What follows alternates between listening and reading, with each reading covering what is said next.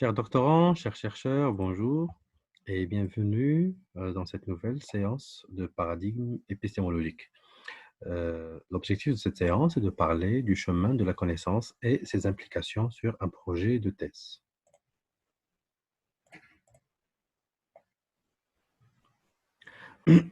Toujours, je rappelle que mon support, c'est Méthode de recherche en management de Raymond Alain Thiétard, auquel vous pouvez vous référer pour citer ce tableau si cela vous intéresserait dans le cadre de votre travail de recherche. Donc là, je vais parler de la connaissance. Comment la connaissance est-elle engendrée et quels sont les impacts de ces choix-là sur la structure d'une thèse de doctorat, d'un article ou d'un mémoire. Euh, pour les positivistes, j'avais dit déjà que ils prônent l'hypothèse ontologique.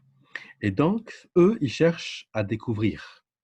Et donc, bien entendu, ils cherchent des formulations comme les causes.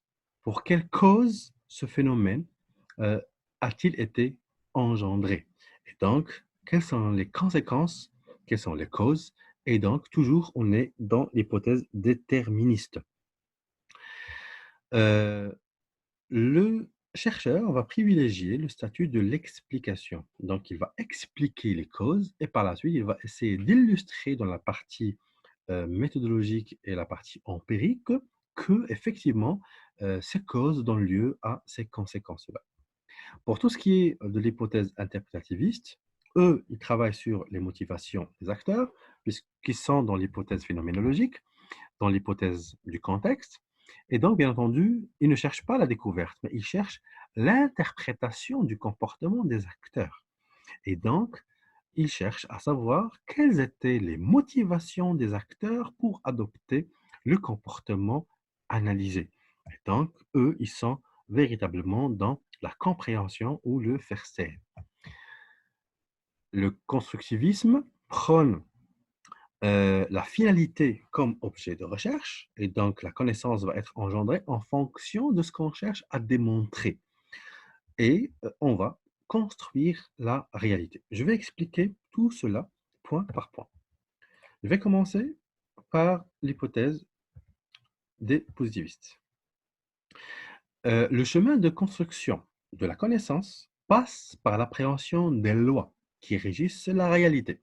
Et donc, forcément, dans une thèse ou dans un mémoire qui est de type positiviste ou qui s'approche du positivisme, c'est un travail de recherche qui doit avoir un fondement théorique de base, une ou plusieurs théories qui régissent le comportement général, qui vont construire la toile de fond de son travail de recherche et à travers lesquelles il va essayer à expliquer la réalité. Et donc, eux, ils sont dans la vision déterministe qui fait pencher la science vers la recherche de l'explication et vers la recherche des causes. Je rappelle que le déterminisme décrit la situation où les phénomènes sont fatalement produits par un enchaînement nécessaire d'antécédents et de conséquences, de causes et d'effets. Et donc, dans la partie théorique de ce chercheur, il va essayer de démontrer que ces antécédents donnent lieu effectivement à ces conséquences et que cela a été prouvé dans plusieurs contextes. Et donc, il ne va retenir dans le cadre de sa revue de littérature que les travaux qui ont confirmé des propos, que les travaux qui ont soulevé des propos qui sont toujours relatifs à ces lois et toujours relatifs à ces théories de base et ces théories de fond qui auraient constitué le point de départ de toutes les recherches. Et donc, selon les positivistes, la réalité connaissable a un sens en elle-même et ce sens ne dépend pas nécessairement des préférences personnelles des observateurs qui s'efforcent d'enregistrer sous forme de détermination. Et donc, l'apport, la valeur ajoutée du chercheur, c'est d'expliquer plus ou moins les causes qui auraient conduit à un comportement donné.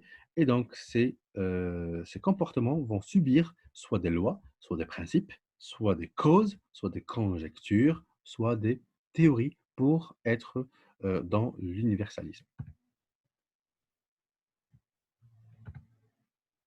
Maintenant, pour les interprétativistes.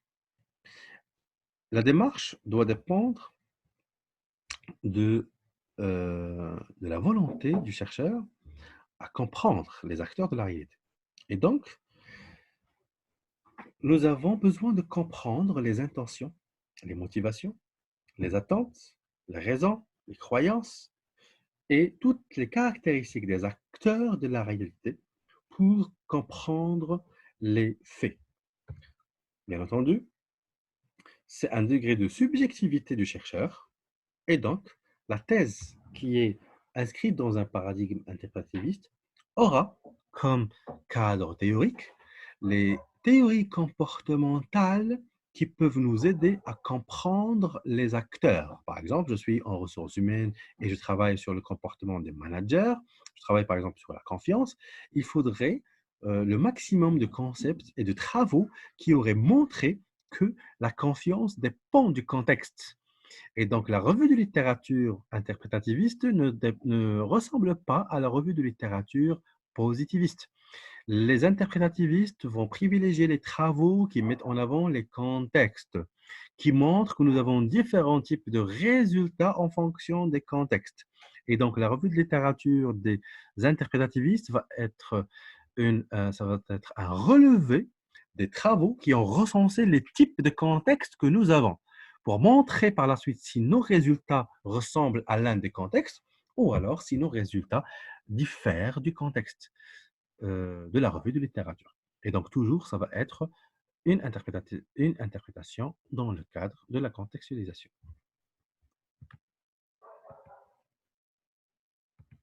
Au niveau de la compréhension, qu'on appelle le Verstehen, nous avons deux niveaux de compréhension.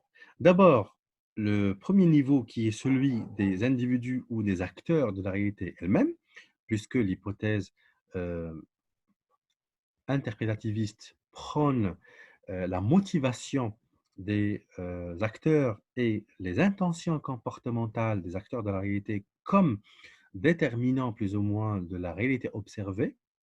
Et donc, on a besoin de comprendre un peu les motivations des acteurs de la réalité. C'est ce que nous allons voir dans la première partie, par exemple, de ce travail de recherche. Dans un deuxième niveau, le chercheur maintenant va s'impliquer lui-même dans le process et il va essayer de comprendre et d'interpréter les motivations et le comportement de ces mêmes individus. Et donc, nous avons plus ou moins deux niveaux de subjectivité. Le premier niveau de subjectivité, c'est celui des acteurs de la réalité eux-mêmes. Le deuxième niveau de subjectivité, c'est le niveau de subjectivité du chercheur qui essaie d'interpréter les dires, les faits et gestes des acteurs de la réalité pour adopter le comportement euh, qui est analysé. Pour les constructivistes, vous allez dire, euh, il faut qu'on construise. Il faut démontrer que nous avons la possibilité d'avoir une nouvelle réalité. Et donc, le réel est construit par l'acte de connaître, plutôt que donné par la perception objective du monde. Et donc, tout dépend de notre niveau de connaissance, de notre maîtrise et de notre compétence pour expliquer cette réalité, pour construire cette réalité et pour changer cette réalité. Donc, c'est un processus de construction de connaissances qui est nécessaire et qui est motivé par l'intentionnalité ou par la finalité du chercheur lui-même. Là, je vais illustrer par les propos de Herbert Simon, qui a stipulé que la décision, c'est quelque chose qui est l'apanage de toute personne. Chacun, à son niveau, à prendre des décisions. Certaines personnes ont de bonnes idées, certaines ont de mauvaises idées. Est-ce que le fait de prendre une bonne décision n'est pas susceptible d'être amélioré pour tout le monde? C'est ça la véritable question de Herbert Simon. Et donc, Herbert Simon a dit qu'il est possible d'améliorer la connaissance, il est possible d'améliorer la prise de décision des décideurs en travaillant sur des systèmes d'information, en travaillant sur une combinaison des informations à collecter. Et par la suite, James March, qui est le condisciple de Herbert Simon, il a dit qu'il faudrait que la personne soit bien entourée.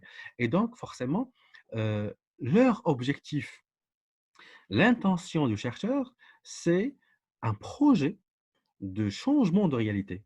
Par exemple, le stade zéro, c'est un stade où les gens peuvent prendre de mauvaises décisions. Le stade recherché, c'est un stade où les personnes peuvent améliorer leur prise de décision s'ils ont des outils. Et donc, la posture constructiviste va consister à avoir de nouvelles compétences, avoir de nouvelles connaissances pour combiner plus ou moins les données et les informations. Et Herbert Simon était derrière tout ce qui est système d'information d'entreprise pour améliorer la prise de décision au quotidien. Très bien, donc je m'arrête là par rapport à ce deuxième point. Et si vous avez des questions, vous pouvez les laisser en commentaire ou les poster sur notre page principale SOS Méthodou. Je vous laisse et je vous donne rendez-vous pour la capsule suivante.